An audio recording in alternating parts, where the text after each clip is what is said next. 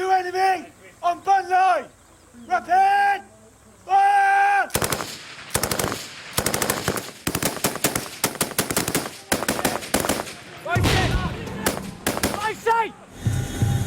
After 10 years, the war in Afghanistan is changing. The Taliban are on the back foot.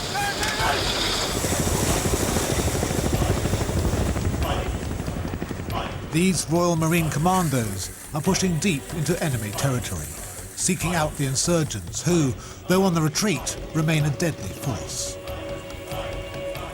The Marines know they could be hit at any time, ambushed by gunmen or suicide bombers indistinguishable from the local population. But the insurgents' main method of attack is now as surreptitious as it's deadly. The improvised explosive device, the IED.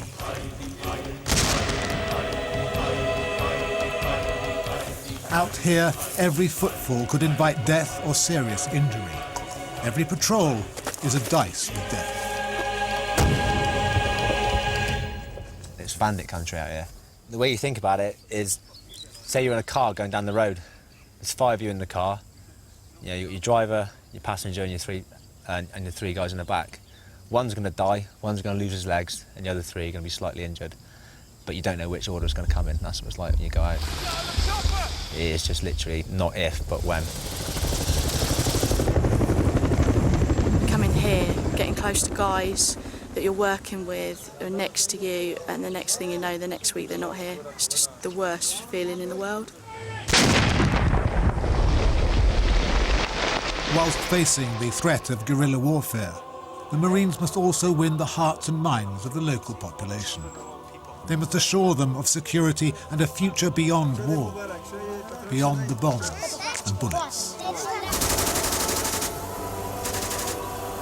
I joined 4-2 Commando of the Royal Marines to tell the extraordinary story of how they moved into a small but vital area of Helmand Province and tried to wrestle it from Taliban control and give it back to the people.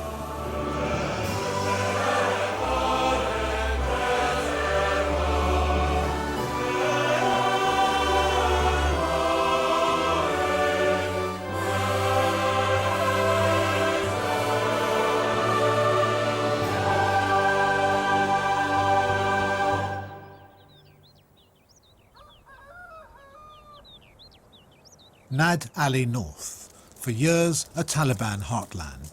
But Royal Marine Commandos have been fighting through the area, clearing insurgents out of their former strongholds. Like this village of Loimanda, once prosperous, but now derelict, deserted and riddled with IEDs. Yeah, good to go.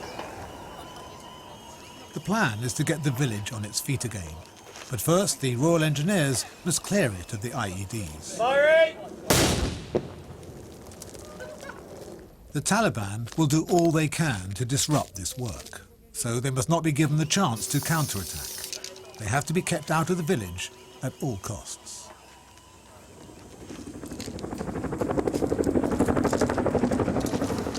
And that's the next job for the Royal Marines.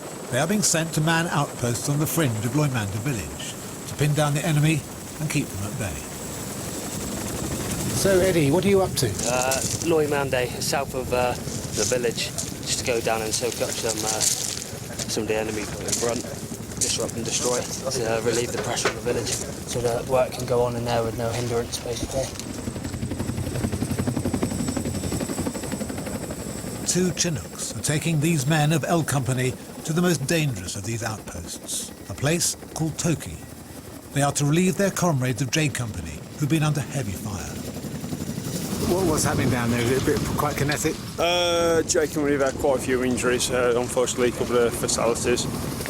Just going down there, securing it, just defeating Taliban, basically, yeah. As far as you know, there's quite a lot of enemy down there. Yeah, quite a few. Yeah, it's been quite busy, so hopefully we get amongst it, yeah. Well, take care of yourself and see you down there. Yeah, okay, cheers. Just 2 months into a 6-month tour, L Company has already lost 1 man to an IED and suffered 5 injuries. So right now, as they head back into mortal danger, they'll be feeling a mixture of fear and excitement. At least, that's what I feel. Because L Company has invited me along. As a one-man band who's trained with the Marines, I guess they feel they can trust me not to get in their way. It's a short, sharp hop. It only takes about 5 minutes and we're at Toki. That said, it's impossible to go by road because of the IED threat and insurgents in the area. Look out there. It's Mad Max country.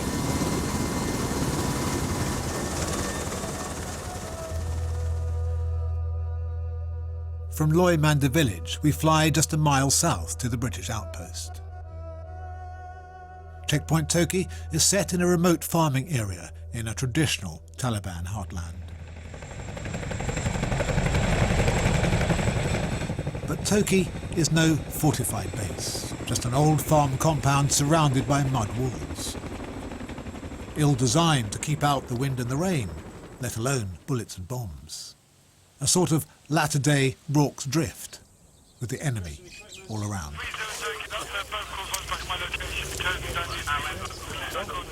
They think that they'll only have a go at us if they think that we are vulnerable or they'll get away with it. And that's what it's all about, engaging them on our terms when they think they're okay. The key thing is to try and kill them, if we get the chance. That's the priority. This area, in the long run, doesn't matter at all. It's just a series of outlying farms, fields. All that matters is turning that village to the north, the Loymanda into a protected community where there's interaction with the government for the local nationals, there's Afghan security in place, and that will eventually spread out from that village. The general population around here, the farmers, are they pretty friendly? No. They suffer a lot from insurgent intimidation. So if they're seen talking to us, within 2 hours, 3 hours, however long it takes, the insurgents will be knocking at their door, and they fear that they're going to get beaten up, they're going to get themselves in trouble, kidnapped or whatever, so always at the back of their mind is that intimidation. Toki is surrounded by IEDs, and although L Company's area of operations is small, about 1 square kilometre, it's probably one of the most dangerous square kilometres in the world.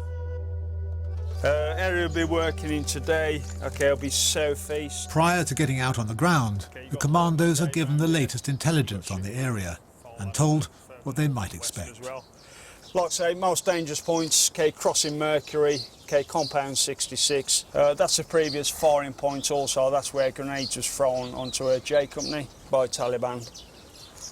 Situation enemy forces, 2 Taliban was killed the other day, which was fucking good news, but we believe there's two five-man Taliban teams out there, If you do get engaged, lads, I'll go through contacts in a bit, just go firm, massive rate of fire, and for myself, I'll just take cover, I'll get my map out and I'll try and pin compounds that guys can bring the mortars onto. The main threat will be IEDs. Actions on contact IED, get an IED, we go firm, self-treat yourself if you've got any arms and legs left. I'll call in the helo, so it should be at Bastion, within 21 minutes or whatever, That's it, lads. So, the threat is not only outside the checkpoint. Tents are pitched close to the walls for fear of grenades being fired into the middle of the compound. Sentries are on watch 24 hours a day. This is Taliban country, remember. Lawless, dangerous. So how many lads have you lost so far? From our company, we've lost 1 lad, Dino. He was in my troop in the FSG. That was 25 days ago. Another lad in K Company died a few days ago. He was a mate of mine, Fish. And 2 lads in J Company. That's all been within, well, that's all within about 600-700 metres of here. Another bang. The bangs you hear, sometimes, you're a bit like that, shit, what was that? Sounds like mortars. Like one after the other, and usually, like the IEDs, it's obviously one big bang. You can almost feel it here. Yeah, something's going on, isn't it? Would you rather face an enemy that's firing at you rather than the IED threat? Every time, yeah. The thing is, you ask anybody out here, it sounds a bit daft, but you're not really concerned about, like, the contact. When you've got 2 multiples on the ground, 24 plus blokes, they'd be daft to take us on. Shitloads of IEDs about. So the thing is here, it just seems like like bomb dodging, which is honking. Toki, 1-1 hotel, 3-1 hotel, radio check over. Take care, Kev. Patrols go out every day. It's important to get out there and own the ground, not only to reassure the locals, but also to intimidate the enemy. I'll leave you now, over. But every patrol leaving the compound will have to play what the Marines call Afghan roulette. Every step a gamble, every footfall a deadly risk.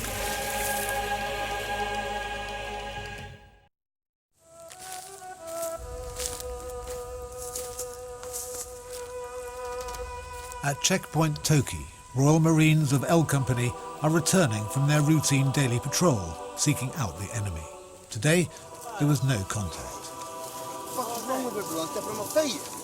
Okay, cheers out, lads, good effort. Okay, we found a good couple of firing points there, overwatch for the snipers and all that.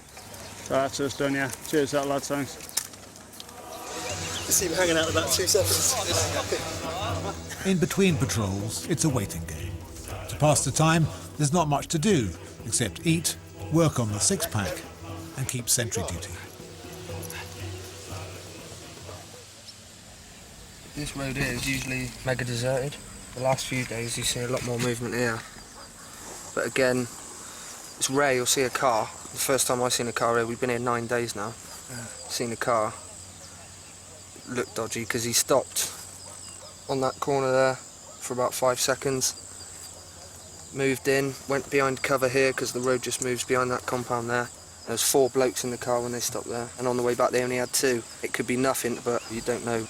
Yeah. You can't just go shooting up someone because he's looking at you. Yeah. A lot of the time it could just be curiosity, but... Yeah. So how long are you on watch here? It's usually 1 hour, but I lost a game of cards, so I had to do 2. I lost to Vicey. Do you? Yeah, playing shithead. When you lose, it's not good. I'm hanging out. So at least it's not the heat of the day. Nah. Yeah, midday till about 2 o'clock. Yeah. Redders.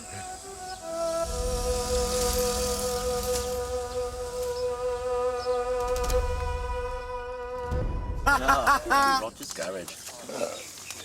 Lower. Higher. Joe lost yesterday, 2 hours, whatever. That's why I'm sitting this one out. What else do you guys play for?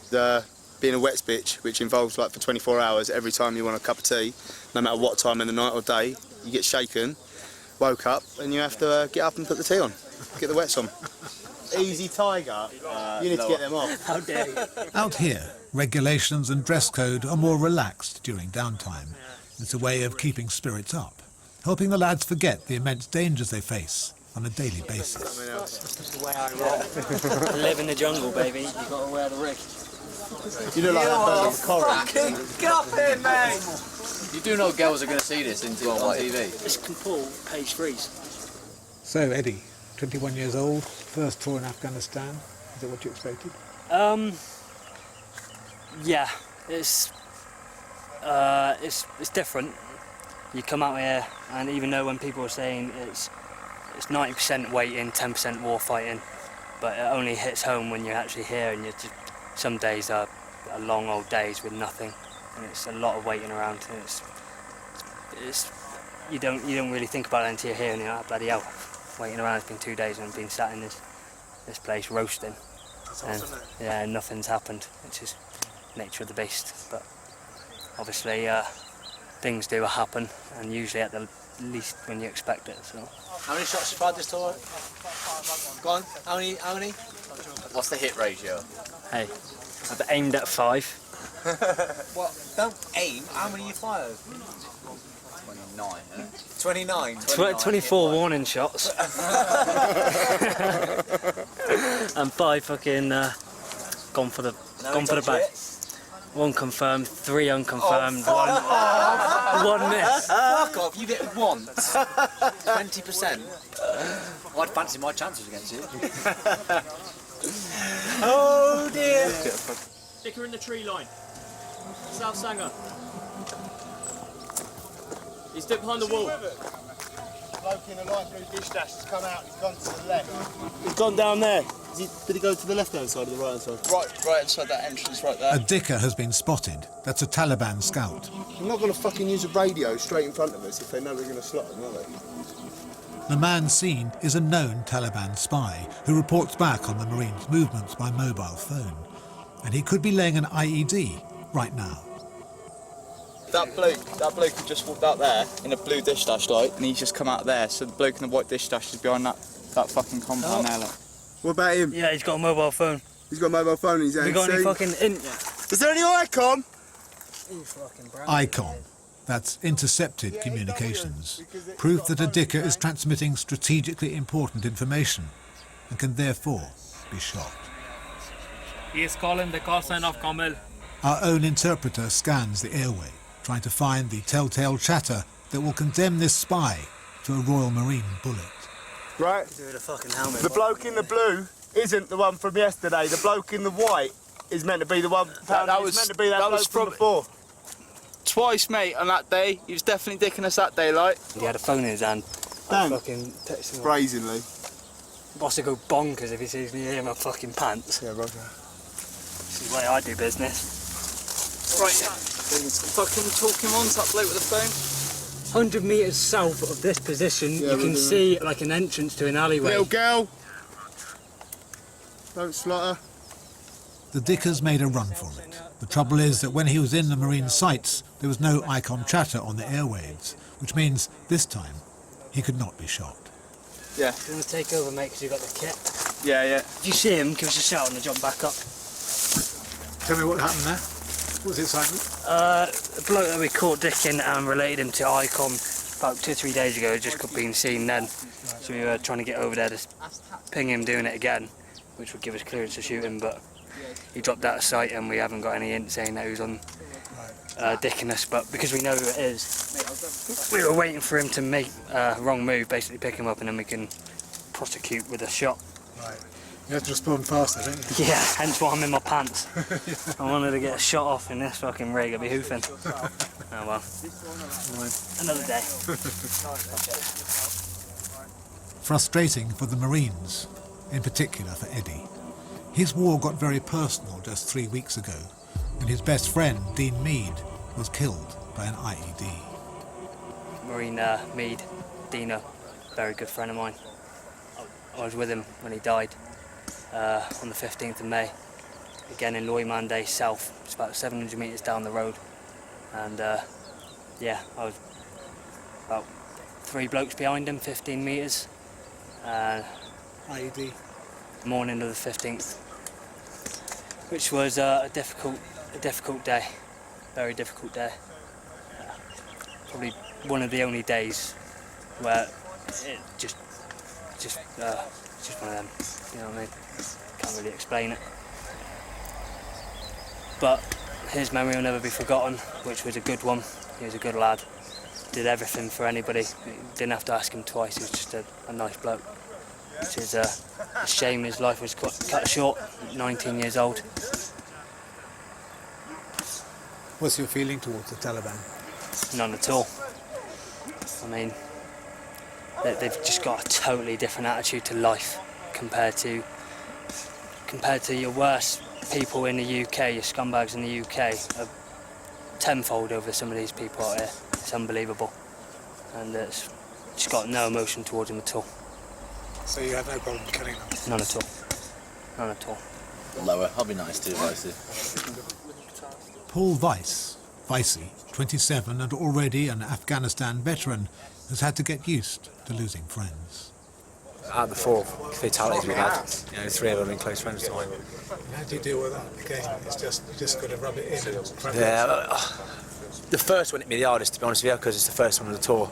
And I was in fucking bits for a few days, but it's my 4th tour out here now, so I'm fucking used to it. Then once you've got over it, you literally have got to go back on patrol the same day sort of thing. So you've got to try and put it from your head and get on with what you got to do.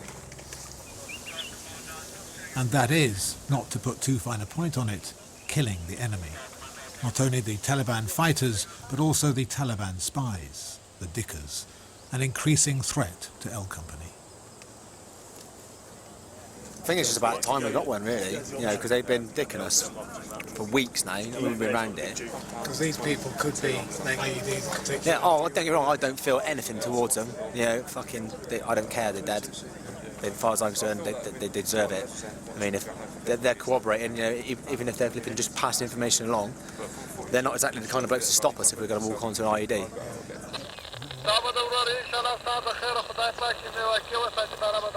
He's asking about the work, how it's going on, how is the work. The other one said that everything is fine and the work is good, so Infidel's gonna get failed soon. Infidels are going to fail soon. Fighting talk from the Taliban dickers, now reporting on the Marines at every opportunity. Frank. Yes, sir. Harry. Yeah. Walshy. L Company has decided to tackle the problem head on. Yeah. Well, lads, prepare for orders for an ambush. Mission. We're going to lay an ambush in vicinity of Yankee 1 Charlie, Compound 13, in order to kill local Taliban fighters and dickers. Have an up out? Cool. If you crowd on the map, I'll just talk to how we're going to do it. Okay, we'll judge it on the ground, but it's likely we'll push west to this point here. We know they follow us up. From the sort of picture, we know they follow us sort of 2-3 fields back.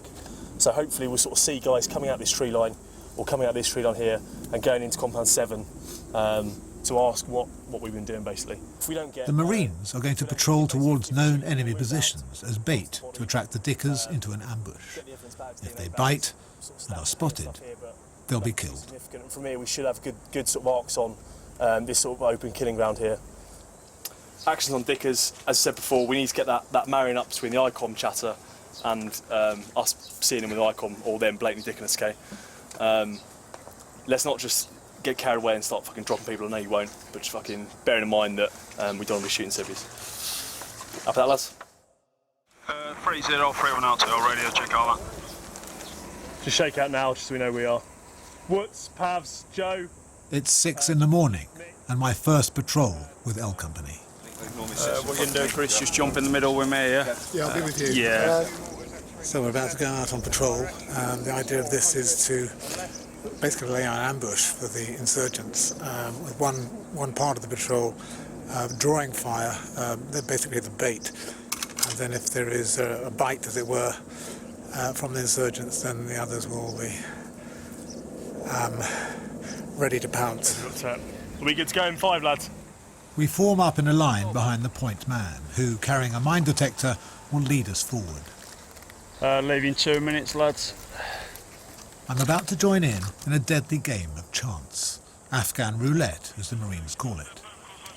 There's only so much you can do. I mean, this area here, everyone knows it's ID central. The ground is absolutely riddled of them. Lads, that's as good to go when ready. I wouldn't say it throws you off your game, but it's a niggling factor in your head when you're trying to, use cover as best you can.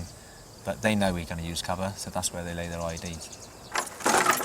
Eventually, we are going to set patterns, and sure as shit, they're going to get lucky. As soon as I get outside, the adrenaline begins to pump. Walking into IED Central, I know that every step forward carries the risk of injury or death. Start swinging east, lads. Stay well clear out there on that compound.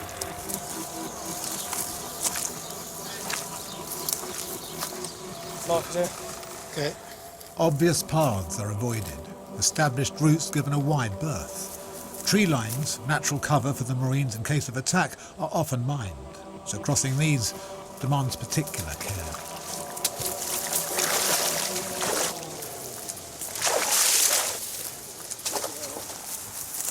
Everybody keeping a sharp lookout for anybody watching us, basically, and there's bound to be. We can't see them at the moment, but they'll be monitoring our movements all the way. If we repeat our routes, it's easy to catch us out and lay those killer traps. So every footstep is taken very gingerly, believe me. You do your best to keep in the footsteps of the man in front. And all this in scorching heat. It's about 50 degrees today. I'm carrying body armour and everything else. It feels more like 100 degrees. The markers for this is going to be white markers. At every tree line we stop, whilst the point man sweeps with his mine detector and then lays down markers to indicate the safe way through. But it's never foolproof. To the mark. Yep.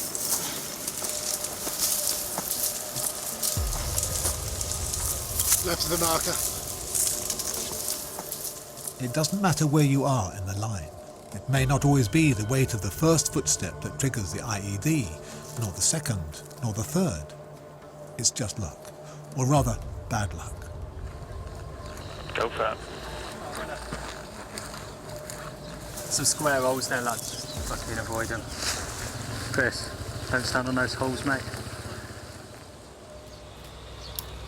Roger, ITU. Back at base, the radio operators and interpreters are scanning the airwaves for any telltale ICOM chatter. They're watching us, we think, a large part of the time, so they're shadowing us maybe a couple of fields behind, talking on their comms, seeing what we're up to, and it's quite easy for them to pick up on our patterns eventually. I mean, it's important for us to have deceptions, dog legs, keep them guessing and not give them the chance to put the ID in the right place at the right time. It's all about them getting the opportunity to catch us when they think we're off guard or when it's on their own terms.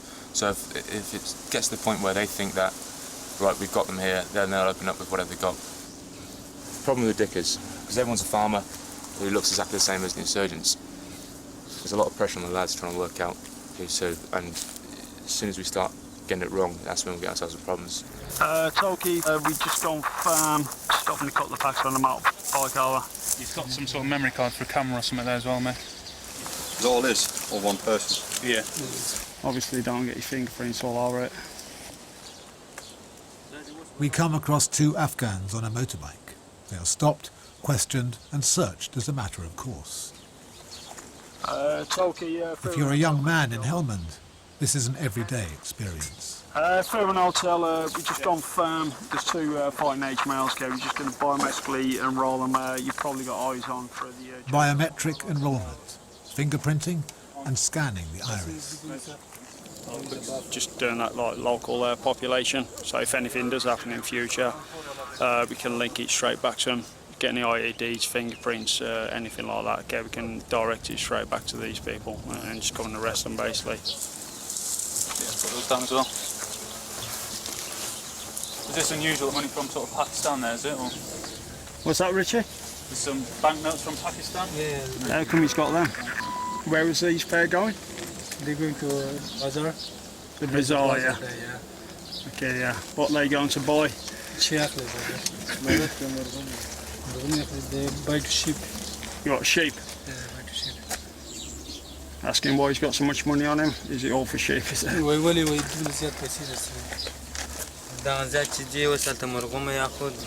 Sheep is very expensive. We buy to sheep. That's as good to go, lads. Innocent, probably. You can never be 100% sure, but there's no evidence to arrest, so we move on. We've been out now for nearly 2 hours, but continue on a winding, zigzagging route, still hoping to attract the enemy and draw out the Dickers. We need to get them talking, and above all, transmitting. This guy's close. Finally, they take the bait. The intelligence team's radio bursts into life with the chatter of excited voices. The Dickers have seen us. They said be ready for them. Don't let them go anywhere. Charlie 1, eyes on the patrol and they're talking about moving towards the village. Fairman Hotel, Roger, over. Roger. Dukes, we've got ICOM.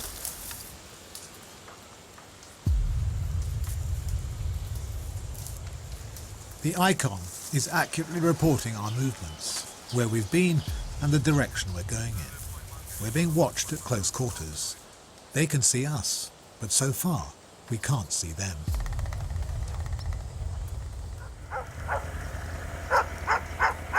When you cross this road, you have to cross the left-hand side of the white marker. I am 4 hours into a patrol with the Royal Marines of L Company. We are moving through hostile territory as bait to draw out the enemy. Jesus. I know we're amphibious troops, but fucking come on. Our main targets today are the Dickers, Taliban spies who are known to report our movements by radio. And finally, they've taken the bait. Lads, again, ICOM saying don't let the troops go anywhere. Doug, basically, they reckon a compound... A bit more ICOM saying something about you being at... through an hotel, Roger, over. We have got ICOM, we've had two types of ICOM now. The second one was like the moving in and around towards the ditches. So there is somebody fucking watching us around here. Yeah, your bloke at rear is just about compound there, he's watching us. A man is spotted. Farmer, insurgent, suicide bomber.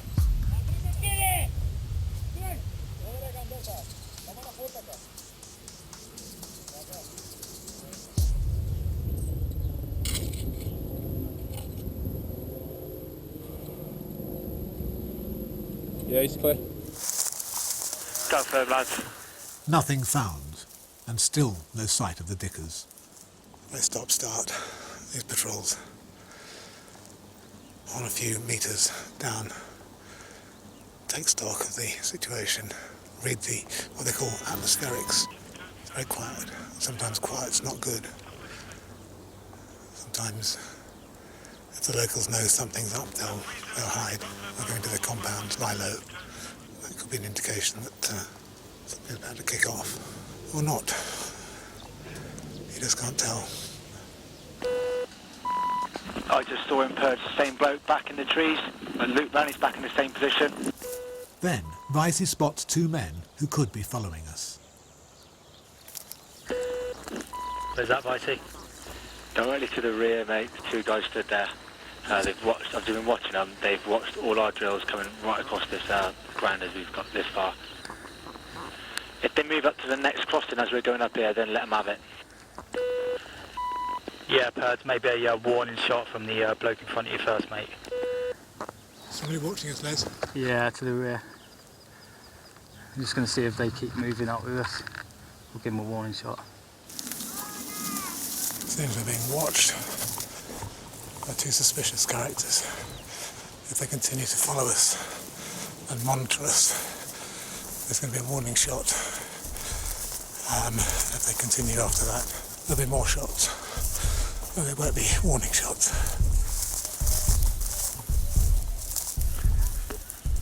3 feet down, 3 foot down. We're going to fire a one warning shot to two blokes that have been following us to the north, behind us, over. Yeah, Roger, keep eyes on. A warning shot.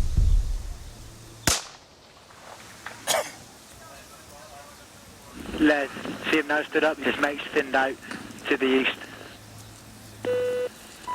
Roger, mate. Vicey's warning shot has effect. The suspects move away. But do we follow them? Or is this all part of a ploy to lead us on to IEDs? What are you thinking, mate? Don't feel right. The farmers in the next field are asked if they recognise the two suspects and whether it's safe to follow them. The local's saying he's scared to go that way. Whether the Taliban are there or not, I don't know. We decide to follow carefully. Yeah, Les, I'm reckoning the tree line's wired and they're obviously waiting for the fucking fireworks. The next tree line may well be booby-trapped. Let's switch on then as quick as we can, get everyone across.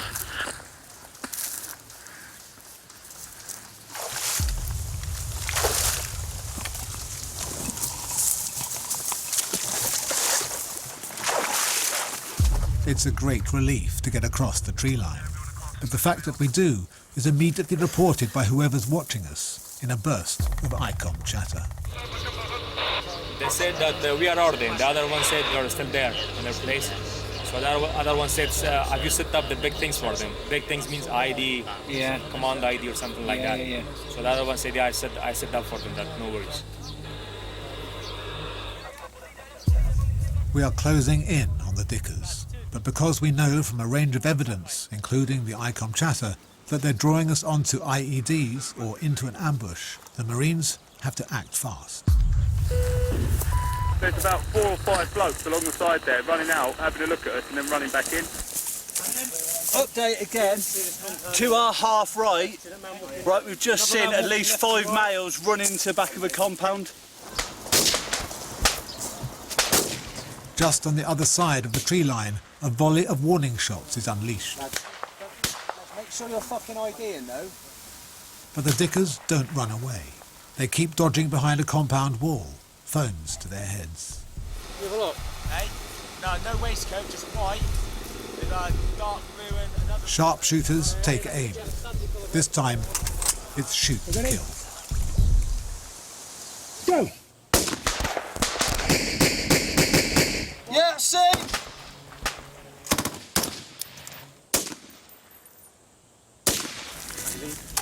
Yeah, lads, fucking good shooting. We think we've hit 2. One of them scarpered off to the east. Those shots have left at least 2 Dickers dead. Have you got eyes on the body over? Yeah, roger. This is Toki, reference you engaged Dickers. ICOM is now saying careful, got one of them out. The lads at the front killed 2 of them, then it came over the ICOM, be careful. You know, they've cottoned on to what we're doing. One was on the corner there, he had a few rounds, but I think he might have got away. And then his mate, you know, they work in teams of 2, 3, 4 and 5. His mate came along there thinking he was clever with his ICOM's going to walk in his hand against the wall. And then, well, good night, Vienna. That's him. Yeah, Sam, mate. Keep an eye on that corner as well, make sure you don't come out. So, it looks like a 3rd Dicker has been killed. But the shock of killing another human being does not seem to visit these men immediately. It's something they absorb and have to remain matter-of-fact about. I've come to learn this is their way of dealing with it. Les, what do you want to do about this body? No, mate, my body, the one I just killed. As soon as we came through here, the Dickens green kicked off. It was mega happy days. We saw guys there and over there that were blatantly dicking us, you know, ducking in and out. Basically, they were talking about laying IEDs. So basically, we shot one of them, shot the other one, and then straight away, ICOM scanner said, you know, they've hit some of our guys. Be careful. So massive result for us. Hit a couple of Dickers, you know, stop the ID lane and stuff. Some good shooting as well. Yeah. I had eyes on that fucking guy We're right 299. gone behind that bush. Yeah, and But it's not over yet. More Taliban have been spotted. So we're keeping eyes on, and if he pops his head out again... another man walking there. Some bloke in a white dish dash. Coming round that corner. Seen. Hang on. Ears. No, well, stop. They're sending kids out, man. They're jackers, fuck, aren't they? How could you send fucking kids out? Why would the Taliban send kids out? Because we don't shoot kids. So they can send their kids out to look at us to see what they're doing without us then engaging them. Yeah, so... That's scary, isn't it? Yeah, it's terrible. So just the information, all ICOM chatter, stop. Yeah, because they're all dead. Can you give me a quick sit rep? Yeah, what's happening now is the ICOM chatter was suggesting we'd killed one of them and they were warning the others to be careful in the area. We PID'd another insurgent with an actual radio in his hand and we've engaged him. Since then there's been no more ICOM chatter on the net suggesting that the 2 people we've killed were the only 2 people with ICOM. The problem has been in the past we've not been able to PID actual radios or them actual dicking us. However, today they seem to be quite open about it, and even on the Sangas earlier we pinged quite a few radios and just didn't have time to engage. So it suggests they're getting a bit bold, which is good for us because we're able to deal with them. Just to where they come out. There's no one running across there, see him? But there was a male that walked. They've got the burial party coming out now. Just outside the compound, innit? Yeah. Children about to approach the body now. So we came out to lay an ambush, but in fact ended up responding to Taliban lookouts, Dickers, 2 of which are now dead. But as far as the Marines are concerned, this is a big result, because that means it's two less people laying IEDs. We're going over towards that body.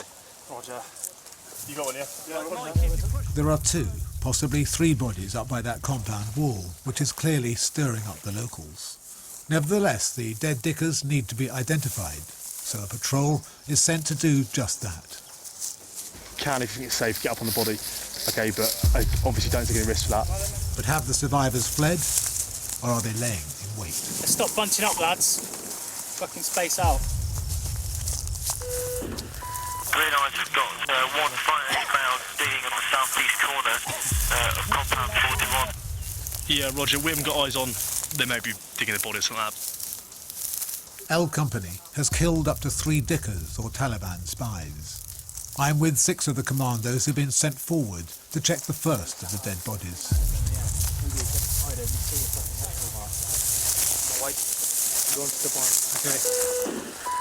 We stay as safe as we can. As soon as we see anything dodgy or we think we're being fucking dicked or anything like that, we'll just pull back and fuck it off. Happy over. Yeah, Roger. Is anybody watching the compound? Dust coming up, some kind of activities inside. Some men have joined the children and are swarming around the bodies. The patrol sergeant becomes suspicious. Be aware that there's already been local populace around that body messing with it. We don't know what they've done and they could have booby-trapped it for a start. We need to stay clear of that body. Yeah, Roger, to be honest, I think we've done enough here. I think we're pulling back now. If you mark it up on the map where that position was, I'm not happy. We've been fixing this area for quite a while, so we're going to pull back over. Toki, yeah, Roger, happy with that. Boss, Jim, do you want me on you? Yeah, start leading off, lads. Basically, we're going to follow mortars. They've started moving now, and we're going to we're basically going to lead off pretty much the same route we came, but mixing it up straight back in. We've had our results. We'll call it a day from there over. There's some indication there might be an attack. Could be that the Marines have riled a hornet's nest today. There's no way of knowing how the Taliban respond to these things. They could launch an attack, shoot and scoot as they call them, quick hit and run. They could just melt into the countryside and wait until another day. After 8 hours on the ground, we make it back to the checkpoint, but no one feels safe until the final footstep into the compound. Good effort, lad. Good effort. That's a perfect temperature as well. It's just above volcanic. Patrol complete. That's my call sign 3-4 Delta's call sign complete in your location. Local intelligence has already confirmed that those killed were known Taliban fighters.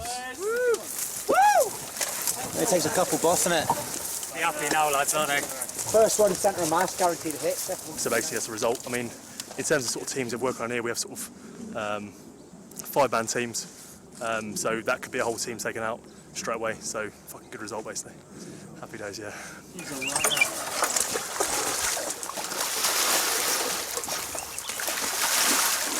All right, Becky? Oh, yeah. All right now. Oh, I enjoyed it, yeah.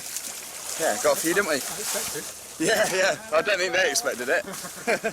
But yeah, no, it's always good to fucking get a bit of success, isn't it? Bit of justice. Dean Mead.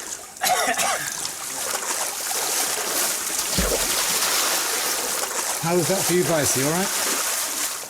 Yeah, notch another one. No big, is it? One more to the tally. Just can't wait for the fucking sleep tonight. Night terrors. Oh dear. The best word to describe them was fucking cowards. They realise they can't stand and fight us, they're just resorting to dirty tactics, you know, and prove how cowardice they are. I mean, they get children to do their dirty work for them, you know, send them out to watch us and then reporting to us, and women, you know, if they want to flip and take us on, take us on. Don't be fucking pussies about it. You know, I fucking hate them, all of them. Next time, There's 4 of them, 5 of them. the Taliban attack and L Company unleashes hell.